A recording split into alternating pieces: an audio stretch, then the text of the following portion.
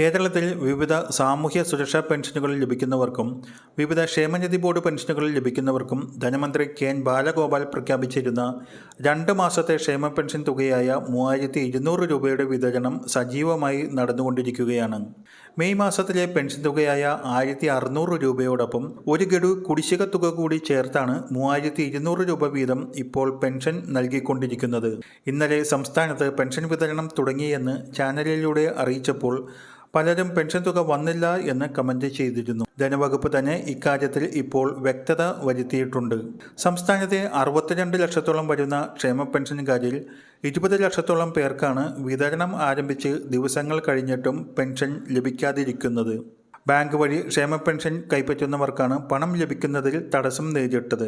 നേരത്തെ മെയ് 24 ശനിയാഴ്ച മുതൽ പെൻഷൻ 3200 രൂപയുടെ വിതരണം ആരംഭിക്കുമെന്നായിരുന്നു സർക്കാർ അറിയിച്ചിരുന്നത്.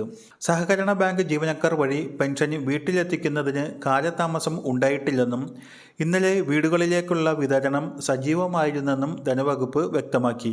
എന്നാൽ DBT സെല്ലിൽ നിന്നും ബാങ്ക് അക്കൗണ്ടുകളിലേക്കുള്ള പെൻഷൻ വിതരണം ബാങ്കിംഗ് ശൃംഖലയിലെ ചില പ്രശ്നങ്ങൾ കാരണം തടസ്സം നേരിട്ടിരിക്കുകയാണ്. സാധാരണഗതിയിൽ ബാങ്ക് അക്കൗണ്ടുകളിലേക്കാണ് പെൻഷൻ വിതരണം ആരംഭിക്കുമ്പോൾ ആദ്യം തുക എത്തിച്ചേരുന്നത്. ബാങ്ക് അക്കൗണ്ടുകളിൽ വന്ന് 1-2 ദിവസങ്ങൾക്ക് ശേഷമാണ് വീടുകളിലേക്ക് പെൻഷൻ തുകയുടെ വിതരണം ആരംഭിക്കുന്നത്. ഓരോ പ്രദേശത്തെയും സഹകരണ ബാങ്കുകളിൽ തുകയും നൽകുവാനുള്ളവരുടെ ലിസ്റ്റും എത്തിയ ശേഷമാണ് ജീവനക്കാർ വിതരണം തുടങ്ങുക എന്നതുകൊണ്ടാണ് ബാങ്കിൽ പെൻഷൻ പണം എത്തി 1-2 ദിവസം കഴിഞ്ഞ് വീടുകളിലേക്ക് പെൻഷൻ സ്വീകരിക്കുന്നവർക്ക് തുക എത്തുന്നത്. എന്നാൽ ഇപ്പോൾ വീടുകളിലേക്ക് പെൻഷൻ വിതരണം തുടങ്ങി 2 ദിവസം കഴിഞ്ഞിട്ടും പലരുടെയും അക്കൗണ്ടുകളിൽ പെൻഷൻ തുക എത്തിച്ചേർന്നിട്ടില്ല. ഇന്ന് ബുധനാഴ്ച പെൻഷൻ തുക അക്കൗണ്ടുകളിൽ എത്തിക്കുവാനുള്ള ക്രമീകരണങ്ങൾ ഒരുക്കിയതായി ധനവകുപ്പ് വ്യക്തമാക്കിയിട്ടുണ്ട്. അതിനാൽ ഇന്നു മുതൽ ബാങ്ക് അക്കൗണ്ടുകളിലേക്കും പെൻഷൻ തുക എത്തിച്ചേരുന്നതാണ്. ബാങ്ക് അക്കൗണ്ടുകളിൽ 3200 രൂപ ഒറ്റത്തവണയായല്ല 1600 വീതം 2 തവണയായിട്ടാണ് ക്രെഡിറ്റ് ആവുക. ഓരോ മാസത്തെയും പെൻഷൻ തുക പ്രത്യേകമായി അയക്കുന്നതുകൊണ്ടാണ് 2 തവണയായി മൊത്തം 3200 രൂപ അക്കൗണ്ടിലെത്തുന്നത്. കൈകളിലേക്ക് 3200 രൂപ ഒറ്റത്തവണയായി തന്നെ ലഭിക്കും. കേന്ദ്രവിഹിതമുള്ളവർക്ക് 200, 300, 500 എന്നിങ്ങനെയുള്ള തുക കുറവായിട്ടാണ് അക്കൗണ്ടുകളിലെത്തുക.